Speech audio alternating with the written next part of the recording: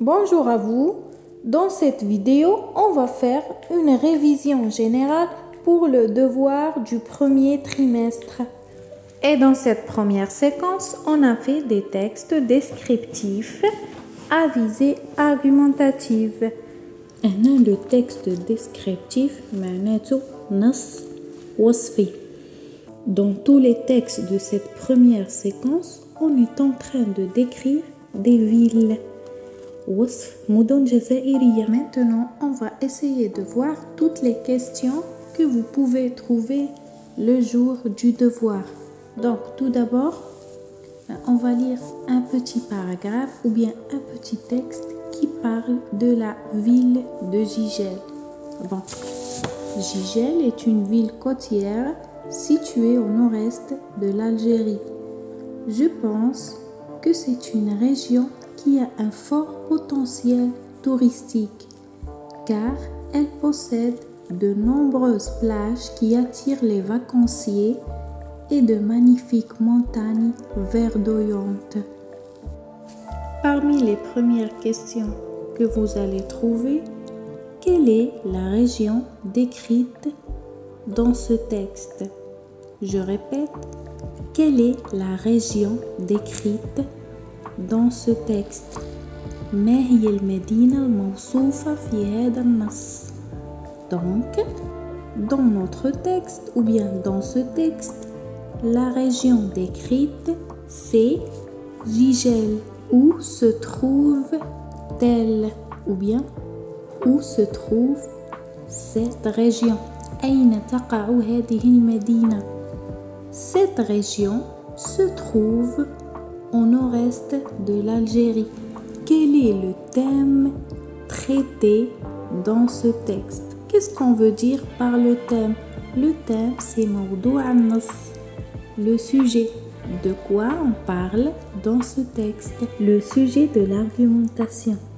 Donc, pour trouver le thème, il est très utile de lire le titre. C'est quoi le titre de notre texte? Donc, à partir de ce titre, on va trouver le thème. C'est-à-dire, لازم علينا نقراو le titre. عنوان النص. L'idée principale de ce texte. Ici, notre thème, c'est la ville de Jijel. On parle de Jijel, donc le thème الموضوع الأساسي هو مدينة جيجل. Cite la thèse de l'auteur. Maintenant, on va essayer de trouver la thèse. C'est quoi une thèse? Une thèse, c'est une opinion. C'est un avis ou bien c'est ce que l'auteur pense de notre sujet. C'est le point de vue défendu par l'auteur. Pour chercher cette opinion, on va tout d'abord trouver les verbes d'opinion. Je vais vous donner quelques verbes d'opinion. Je pense, je crois, j'affirme, j'estime, je trouve, etc. Bon, ici dans ce texte, on a utilisé le verbe je pense.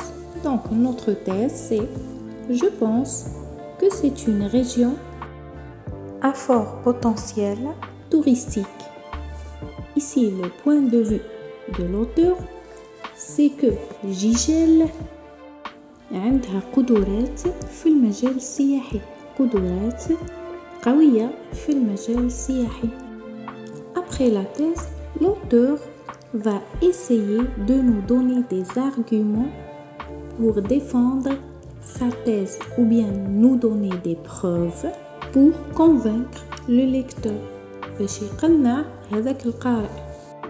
Si on ne trouve pas de verbe d'opinion, on peut se poser la question quel est le point de vue ou bien l'avis de l'auteur à propos de ce sujet. La question suivante, dans ce texte, l'auteur décrit, raconte, informe ou bien explique. Bien sûr, la réponse c'est décrit. Dans tous les textes de cette première séquence, on est en train de décrire un lieu. Quelle est la visée de l'auteur? C'est c'est une visée argumentative. هدف الكاتب أنه يعطينا حجج وبراهين ليدافع عن رأيه الشخصي. Pourquoi l'auteur décrit-il cette ville? Donc, pour inciter les gens à venir visiter Gigel ou bien pour inciter à la découverte. Trouve dans le texte des mots appartenant au champ lexical du tourisme. Donc, c'est quoi le champ lexical? C'est des mots qui se rapportent à une même idée. أي مجموعة الكلمات المرتبطة بكلمة tourisme, سياحة. On peut trouver par exemple ville côtière, touristique, plage, attire, vacancier, magnifique, montagne. Donc, vous pouvez relever tous les mots qui attirent les touristes. Trouvez dans le texte 2 adjectifs qualificatifs. C'est quoi un adjectif? صفة. Le texte descriptif est plein d'adjectifs. Magnifique, verdoyante, touristique. Relève dans le texte une proposition subordonnée relative et une proposition subordonnée complétive. On va commencer par une proposition ou bien par la proposition subordonnée relative. C'est quoi une proposition subordonnée relative? C'est une proposition, bien c'est une phrase introduite par un pronom relatif. وهو اسم موصول son rôle ou bien الدور نتاعو ينوب عن الكلمة التي يأتي بعدها. Et parmi les pronoms relatifs que vous avez vu, qui, que, où et dont. Et pour bien comprendre cette leçon, vous pouvez voir la vidéo ou bien la leçon de la grammaire sur la proposition subordonnée relative. Donc la proposition subordonnée relative complète un nom, tandis que la proposition subordonnée complétive complète un verbe. La proposition subordonnée complétive est introduite par une conjonction de coordination ou bien حروف العطف. Observons sans cette phrase du texte. Je pense que c'est une région à fort potentiel. Ici, je pense, c'est un verbe d'opinion. Le que, c'est une conjonction. Que c'est une région à fort potentiel, c'est la proposition subordonnée complétive. Pourquoi? Parce qu'elle complète le verbe je pense. Pour simplifier les choses, on va tout simplement voir le mot qui se trouve avant le que. Si c'est un verbe, c'est une complétive. Si c'est un nom, c'est une relative.